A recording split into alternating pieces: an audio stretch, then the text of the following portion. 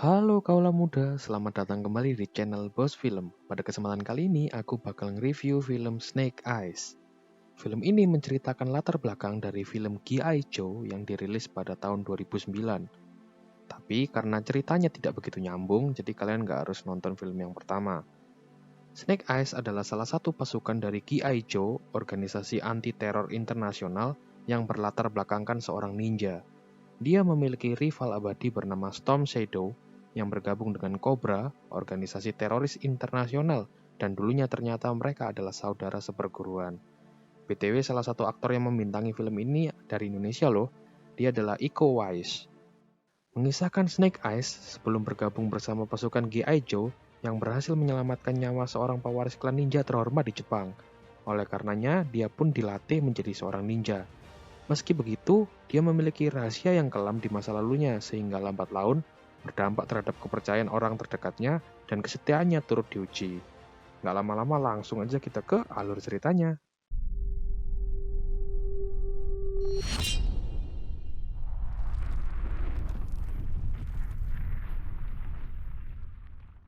Film ini dimulai dengan seorang ayah dan anaknya sedang menuju suatu rumah. Ayahnya terlihat sedang berada dalam masalah. Ketika si anak sedang tidur, ayahnya membangunkannya dan memerintahkan anaknya untuk bersembunyi. Si ayah kemudian pergi meninggalkan si anak dan mempersiapkan pistolnya. Di depan pintu rumah, datanglah beberapa orang menggerebek rumah itu. Si ayah mau tidak mau menuruti perintah orang itu dengan membuang semua senjatanya. Si anak yang mengintip melihat ayahnya dibawa ke ruang tamu. Di sana, pimpinan penggerebek menyuruh si ayah untuk melemparkan 2 buah dadu. Apabila menang, dia diizinkan hidup. Kalau kalah, maka kematian sudah menunggu. Ketika dadu itu berhenti bergoyang, keluarlah angka 1 double, atau istilahnya adalah Snake Eyes, dan itu berarti si ayah kalah. Ketika orang itu hendak menembak si ayah, si anak keluar dari tempat persembunyiannya dan berteriak. Ayahnya langsung menghajar penggerebek itu dan menyuruh si anak kabur. Si anak pun berhasil kabur dari kejaran mereka, dan nasib ayah akhirnya berpulang ke pangkuan ilahi. Rumah itu kemudian dibakar dan si anak hanya bisa menyaksikannya tanpa berbuat apa-apa. 20 tahun kemudian, si anak sudah besar. BTW dia nggak punya nama beneran dan memakai nama Snake Eyes. Di seluruh film dia juga dipanggil Snake. Nah, si Snake terlihat sedang mengikuti gelut jalanan. Dia sempat dihajar hingga babak belur oleh lawannya.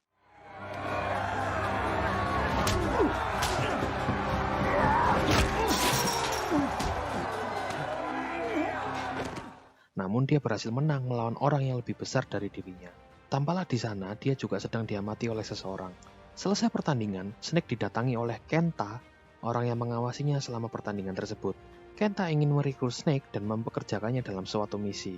Snake awalnya menolak, namun Kenta menawarkan bahwa dia bisa menemukan siapa pembunuh ayah Snake. Dan Snake akhirnya menerima pekerjaan itu. Snake dibawa ke sebuah dermaga. Di sana dia bekerja sebagai pemotong ikan. Namun bukan pemotong ikan biasa, dia bertugas menyisipkan senjata di dalam ikan-ikan tersebut. Snake ternyata bekerja untuk Yakuza yang dipimpin oleh Kenta dalam penyeludupan senjata dari Amerika ke Jepang. Kemudian dia dipanggil menemui Kenta. Tampaklah di sana sudah berkumpul para Yakuza. Kenta mengatakan ada seorang pengkhianat di tengah-tengah mereka, dan dia menangkap seseorang yang bernama Tommy. Tommy ternyata adalah putra keturunan sebuah klan terhormat di Jepang dan menyusup di tengah-tengah Yakuza pimpinan Kenta. Sekaligus dia adalah sepupu Kenta. Kenta kemudian menyuruh Snake menembak Tommy, tapi Snake tidak bisa menembaknya. Kenta yang melihat itu memerintahkan pasukannya menghabisi mereka berdua. Snake dan Tommy melawan puluhan pasukan Yakuza dan berusaha mengejar Kenta.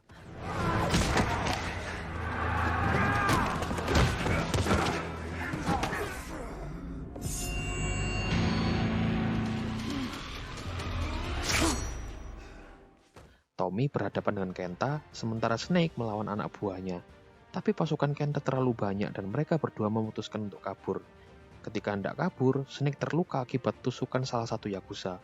Akhirnya mereka selamat setelah polisi datang menolong. Snake terbangun di dalam pesawat dan Tommy ada di sana. Tommy berterima kasih kepada Snake karena telah menolongnya. Sekaligus dia bertanya apa alasan Snake tidak membunuhnya. Snake mengatakan bahwa dirinya bukanlah bagian dari Yakuza yang seorang pembunuh. Tommy menceritakan bahwa memang dia dan Kenta adalah sepupu. Mereka dibesarkan bersama hingga suatu hari saatnya pergantian pemimpin klan. Kenta yang melihat bahwa Tommy yang dipilih sebagai penerus klan menjadi sakit hati dan berusaha untuk membunuhnya. Mengetahui hal itu, Tommy pun membuang Kenta dalam pengasingan. Hingga sekarang dia mengetahui terjadinya penyeludupan senjata besar-besar ke Jepang oleh Kenta dan memutuskan menyelidikinya secara langsung. Snake kemudian dibawa Tommy ke Tokyo, Jepang. Mereka menuju ke kediaman Tommy, yang adalah sebuah kastil dan disambut seperti tamu kehormatan. Di sana, Snake bertemu dengan Akiko, kepala keamanan kastil itu. Snake juga dikenalkan kepada Sen, ketua klan ninja Arashikage, sekaligus nenek Tommy. Klan Arashikage adalah klan ninja yang menjaga perdamaian Jepang selama 600 tahun. Tommy ingin menjadikan Snake sebagai bagian dalam klan. Namun Akiko menentangnya. Bagaimana bisa seorang asing diperbolehkan masuk dalam klan? Tommy beralaskan bahwa perang yang baru membutuhkan strategi yang baru pula, dan untuk bergabung dalam klan, pemohon harus menghadapi 3 tantangan. Apabila gagal, khususnya pada tantangan ketiga, orang tersebut bakal mati. Setelah mendengar itu, Sen menyetujuinya. Snake untuk sementara diizinkan tinggal di kastil itu. Namun itu bukan kastil biasa, di dalamnya terdapat bengkel hingga sistem keamanan yang canggih. Sebelum ujian dimulai, Snake menjalani latihan fisik. Tommy yang memantaunya dari ruang kontrol didatangi oleh Akiko. Dia kembali menentang keputusan Tommy membawa Snake ke dalam. Dia mengatakan bahwa Tommy mengambil keputusan yang membahayakan klan mengingat Snake pernah bekerja untuk Yakuza. Namun dengan keras Tommy mengatakan bahwa dia adalah klan itu sendiri. Segala keputusannya sudah benar. Lagi pula berhasil atau tidaknya Snake dalam ujian akan segera diketahui besok. Di ujian pertama, Snake bertemu dengan Heart Master dan Blind Master. Dua orang kesatria terkuat dan terhormat yang melatih setiap ninja Arashikage. Tantangan kali ini adalah melawan Heart Master. Dia mengambil 2 mangkok, kemudian mengisinya dengan air. Snake mendapatkan 1 dan Heart Master pegang 1. Snake harus menukar mangkoknya dengan mangkok Heart Master tanpa menumpahkan airnya. Pertarungan dimulai, dan memang Heart Master benar-benar keras.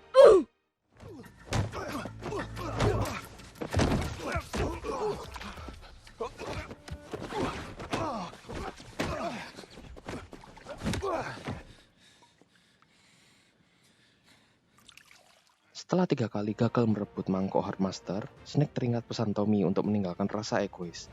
Dan dengan rendah hati, Snake memohon kepada Heart Master untuk menukar mangkoknya dengan mangkok miliknya. Dan cara itu berhasil tanpa perlu bertarung. Sungguh mengesankan. Malamnya, mereka semua mengadakan pesta makan-makan. Tommy menjelaskan bahwa dirinya adalah penerus klan terakhir. Dan untuk memimpin klan, dia memerlukan orang seperti Snake yang menguasai pengetahuan akan dunia baru, namun juga menguasai pola pikir Arashikage, sehingga nanti mereka akan saling melindungi sebagai saudara.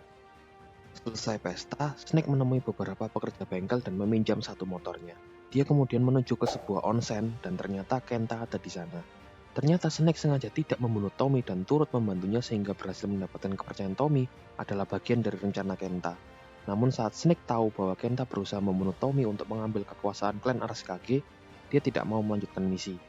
Namun Kenta di sini mengeluarkan 2 buah dadu yang merupakan milik pembunuh ayah Snake. Kenta kembali mengajukan sebuah penawaran untuk menyerahkan pembunuh ayah Snake dengan syarat Snake melanjutkan misi. Kenta meminta Snake mencari sebuah harta klan Arashikage bernama Permata Mentari dan menyerahkan itu padanya. Snake mau tidak mau akhirnya melanjutkan misinya. Ketika dia kembali ke kastil, ternyata Akiko sedang mengawasinya. Keesokan paginya, sambil berjalan-jalan, Snake mengamati lingkungan di kastil itu. Di sana dia bertemu Tommy. Snake menanyakan apa alasan klan Arashikage membangun kastil itu. Tommy menjelaskan bahwa itu untuk melindungi sebuah permata pemberian dewa bernama Permata Mentari. Dengan permata itu, klan Arashikage adalah yang terkuat dan tak terkalahkan. Namun, penggunaan permata itu sendiri dilarang dan klan hanya harus melindunginya tanpa menggunakan kekuatannya. Permata itu tersimpan di tempat yang aman dan hanya dapat dibuka oleh pimpinan klan dengan kunci DNA. Tommy lalu menyerahkan pedang kehormatan klan Arashikage kepada Snake sebagai hadiah lolos tantangan pertama. Snake kemudian mencoba menyelinap mencari tempat penyimpanan permata itu. Dia pergi ke sebuah bangunan yang dijaga para ninja. Ketika sedang mengamati bangunan itu, ternyata Akiko ada di belakangnya dan sedang mengamati dirinya. Snake beralasan bahwa dia sedang mempersiapkan diri untuk tantangan berikutnya. Akiko membawa Snake untuk berlatih pedang. Akiko memiliki luka sayatan di belakang lehernya. Ketika Snake bertanya apa penyebab luka itu, Akiko kemudian bertaruh kepada Snake dalam adu pedang. Kalau dia kalah, dia akan memberitahukan penyebab luka itu. Kalau dia menang, Snake harus memberitahu apa alasannya berada di klan Arashikage. Dan Snake menerimanya. Apa untungnya coba? Adu pedang dimulai.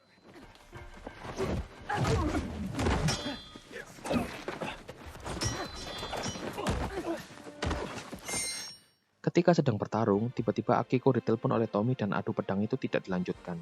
Tommy menyampaikan info bahwa Kenta sudah tiba di Jepang untuk menyelundupkan senjata. Lokasi sudah diketahui dan Tommy hendak ke sana tanpa ditemani pasukan. Dia berniat membunuh Kenta dengan tangannya sendiri. Hanya Akiko dan Snake yang menemaninya. Di tengah hujan lebat, mereka menyusun strategi. Akiko melawan pasukan penjaga, Tommy melawan sisa pasukan bersama dengan Kenta, sedangkan Snake mengamankan senjata selundupannya. Di saat Tommy dan Akiko sibuk, Snake menyelinap masuk ke ruang penyimpan senjata. Di sana dia dihadang oleh pengawal Kenta, namun pengawal itu menurut untuk pergi saat Snake mengusirnya.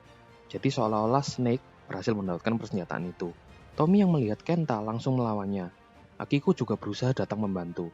Namun kali ini Tommy kalah. Ketika Kenta hendak menebaskan pedangnya, Snake menolong Tommy dengan memotong sebuah lampu jalan. Kenta yang melihat itu langsung kabur, dan Tommy kembali gagal membunuh Kenta. Mereka berhasil merampas senjata peselundupan itu dan mengetahui bahwa Cobra adalah pemasoknya. Cobra adalah organisasi teroris internasional yang menguasai paramiliter dan pabrik senjata. Sindikat ini bertujuan merevolusi dunia melalui kekerasan. Untuk itu, mereka menghubungi Scarlet, anggota G.I. Joe yang merupakan organisasi anti-teroris internasional. Dia lawannya Cobra lah. Scarlet yang dihubungi ternyata sedang disergap oleh beberapa pasukan Cobra. Namun, dia dapat mengatasi semuanya. Dia mengatakan bahwa Barnes adalah salah satu pentolan Cobra yang sedang bekerja sama dengan Kenta. Dan apabila ini diteruskan, bukan hanya klan Arashikage, seluruh Jepang sedang berada dalam bahaya. Scarlet kini sedang menuju Tokyo.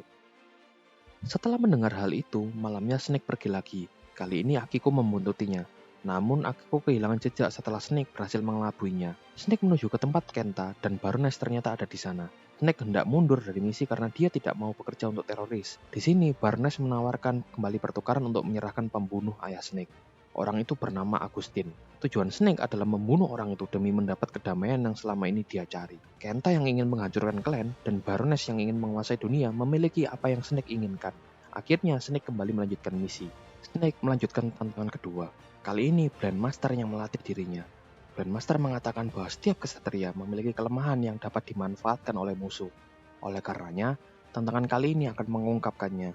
Snake diminta untuk mengikuti sebuah kristal bercahaya dan sampailah dia di masa lalunya. Dia melihat rumahnya terbakar dan Agustin ada di sana. Snake bertemu dengan ayahnya. Dia meminta maaf karena tidak bisa menyelamatkannya. Si ayah tersenyum dan berkata bahwa itu bukanlah masalah. Yang terpenting baginya adalah Snake bisa selamat. Snake melihat ayahnya bisa pulang dengan tenang. Dan Master mengatakan pada tantangan kedua bukan masalah lulus atau tidaknya, namun sebagai kunci untuk selamat pada tantangan ketiga. Snake kemudian mencoba mengocok dadu pemberian Kenta, dan anehnya setiap kali dadu berputar, selalu menunjukkan satu double atau Snake Eyes. Benar-benar ajaib. Snake kembali menyelinap ke bangunan yang dijaga para ninja itu. Setelah berhasil masuk, dia hanya melihat ruang penelitian tanpa adanya permata di sana. Penjaga dan Akiko mendeteksi adanya penyusup, namun tidak ditemui siapapun di sana. Akiko yang menyadarinya langsung menuju kamar Snake dan mencarinya. Ternyata Snake sudah lebih dahulu kembali ke sana. Akiko langsung menginterogasinya dan lagi-lagi Snake membantahnya. Akiko mengatakan bahwa klan Arashikage adalah penyelamatnya dan dia tidak ingin siapapun membahayakan klan itu.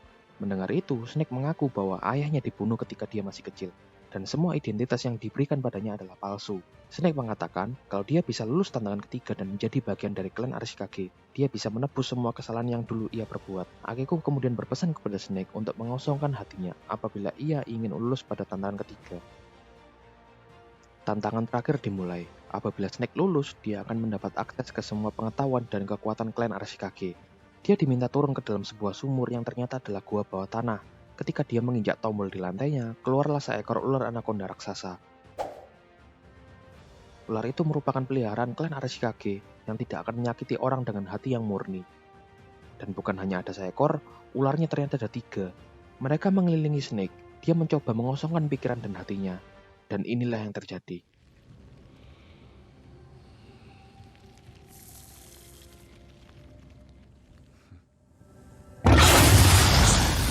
Ular-ular itu menyerangnya. Ketika tubuhnya hampir dimakan, Akiko datang menolongnya dan menyuruhnya pergi.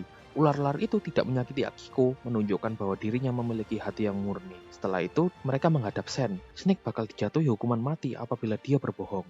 Di sana Snake mengakui bahwa hatinya tidak murni. Karena ayahnya dibunuh pada saat dia kecil, hatinya dipenuhi keinginan untuk balas dendam. Dia mencurahkan seluruh hidupnya untuk membunuh pembunuh ayahnya. Blendmaster yang mampu mengetahui kejujuran orang mengatakan bahwa Snake berkata jujur.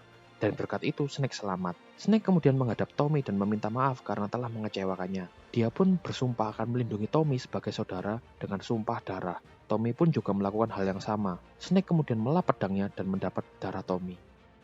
Snake mencoba memblokir sistem keamanan di kastil itu. Saat sistem mendeteksi adanya penyusup, Tommy, Akiko, dan para ninja bergegas ke suatu tempat.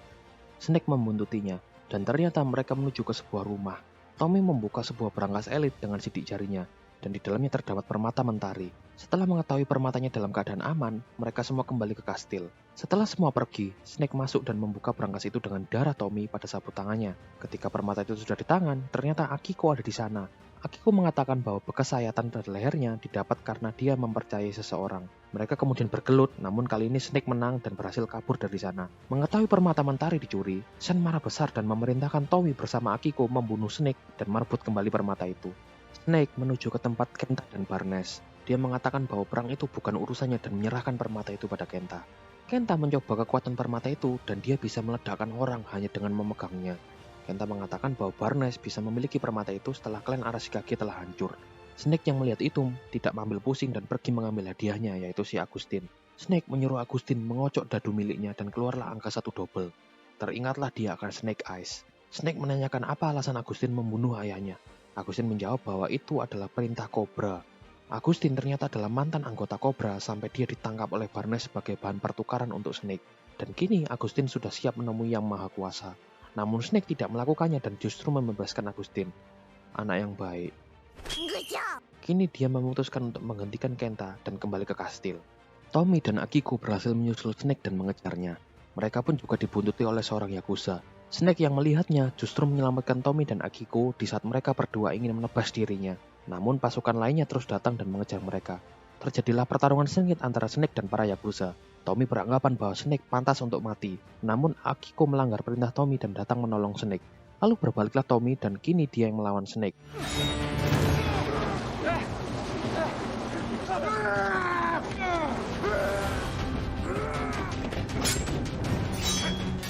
Ketika Snake menyampaikan tujuannya untuk menghentikan Kenta dan kembali ke kastil, mereka menghentikan pertarungan.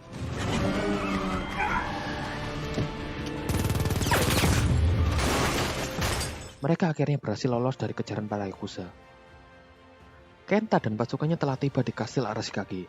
Dia menghancurkan dan memporak-porandakan kastil itu, serta menghabisi semua ninja penjaganya. Tinggallah ninja yang tersisa berusaha melindungi Sen. Para master pun juga ikut bertarung. Scarlet sampai di kastil itu sendirian, sedangkan Barnes datang bersama para pasukan kobranya. Scarlet berhadapan dengan Barnes dan pasukannya, namun karena dia sendirian dan kalah jumlah, dia tertangkap. Sen diminta kabur oleh Blind Master yang terus melindunginya. Tapi dia dicegat oleh Kenta dan kemudian tertangkap. Karena tujuan Kenta menghancurkan klan telah tercapai, Barnes meminta permata mentari itu dari dirinya. Namun Kenta menolak menyerahkannya dan perjanjian pun batal. Tommy, Snake, dan Akiko tiba di kastil. Tommy bertugas merebut kembali permata mentari, sedangkan Snake dan Akiko menyelamatkan Sen. Saat Kenta hendak membunuh Sen, pasukannya datang dan memberitahu kalau Tommy datang menyerang. Kenta pergi sebentar untuk mengurusnya. Scarlet menawarkan kejahatan senjata sementara kepada Barnes, dan bersama Sen, mereka menghabisi semua pasukan di ruangan itu. Ketika Snake dan Akiko sampai, ternyata semua sudah beres. Tommy bertarung bersama Heartmaster dan Blind Master melawan puluhan Yakuza yang datang. Snake, Akiko, Scarlet, Barnes, dan Sen juga bertarung membersihkan Yakuza yang berada di sana. Di sini kita melihat bagaimana Sen bertarung. Memang tua-tua keladi, makin tua makin jadi. Snake dan Tommy berpapasan, kemudian bertarung bersama.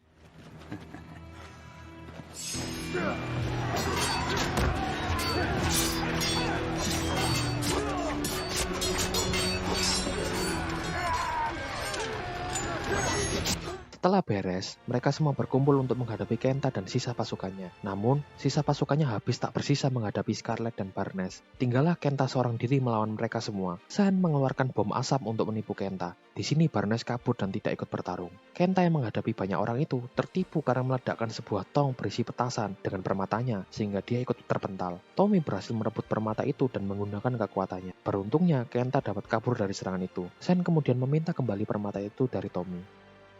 Snake mengejar Kenta sendirian dan berhasil mencegatnya. Mereka bertarung sampai ke sumur pada tantangan ketiga. Snake yang melihatnya mengorbankan dirinya tertikam pedang Kenta untuk mengikat kakinya. Snake kemudian menyeret Kenta bersamanya masuk ke sumur itu. Ketika Kenta hendak menebas Snake, keluarlah ular raksasa di belakangnya. Kenta berhasil membunuh satu ekor, namun dia langsung disambar ular yang lain dan dimakan. Snake yang terlilit rantai di kaki Kenta ikut terseret ke mulut ular itu. Namun, ular yang satunya lagi menolong Snake. Di sini Snake telah berhasil memiliki hati yang murni. Permata Mentari berhasil disimpan kembali. Sen mengatakan bahwa dirinya adalah pemimpin terakhir klan Arashikage. Dengan kata lain, dia mencabut Tommy dari hak waris pemimpin klan. Mendengar hal itu, Tommy sangat marah karena merasa dihianati. Namun peraturan tetaplah peraturan. Klan Arashikage bersumpah hanya melindungi Permata Mentari tanpa pernah menggunakannya. Dan Tommy telah melanggar sumpah itu. Dia marah kepada Snake dan mengatakan padanya bahwa di pertemuan berikutnya, dia akan membunuh Snake. Tommy kemudian pergi meninggalkan klan itu. Snake bersiap-siap dan berusaha mengejar Tommy untuk membawanya kembali. Akiko memberikan seragam perang untuk Snake. Kemudian Snake bertemu dengan Scarlet. Scarlet menjelaskan siapa ayah Snake. Ayahnya adalah anggota G.I. Joe. Dia berhasil menyusup ke markas Cobra namun ketahuan. Ayah Snake rela mengorbankan nyawanya demi menjaga kestabilan dunia untuk orang-orang dan putranya. Dan kini posisi ayah Snake hendak diturunkan pada Snake. Snake menerimanya, namun sebelum itu dia ingin membawa Tommy pulang.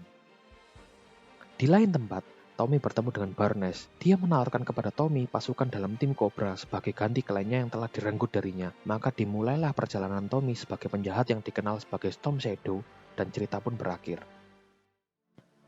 Dan begitulah seluruh alur cerita dari film Snake Eyes. Gimana menurut kalian? Tulis di kolom komentar ya.